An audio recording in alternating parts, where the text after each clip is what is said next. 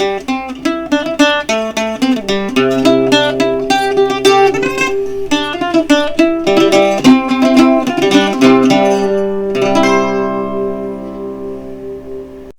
everybody. I wanted to talk to you today about corn. I'm standing here in front of our, what they call the three sisters of the field, but actually there's four because there's sunflowers growing here too.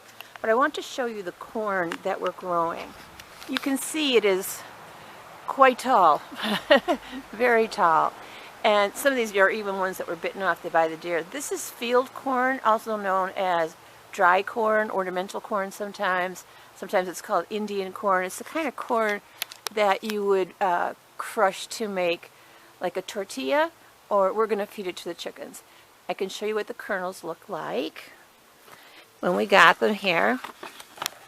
So you can see they're all different colors, and that's what the corn will look like when we harvest it.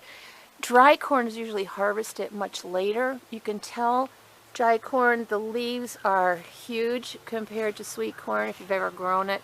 I don't have anything to compare it with here, but the leaves are huge and the plants are gigantic. The ones that would, like this one with the spike coming out of it, that's about to tassel. This one has tassel, if you can see that. It's up so high. Can't get a good grip on it. See if I can pull it down a little bit. If I can even get to it with all the squash. You can also see it's starting to open. Corn is wind pollinated.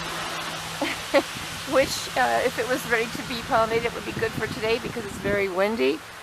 And corn will pollinate each other. So if you're going to plant different types of corn in the same area, you want to plant them ones that mature at different times. So you want at least a block of 5 that can pollinate each other. And maybe the days to harvest from corn ranges from 65 days to over 100.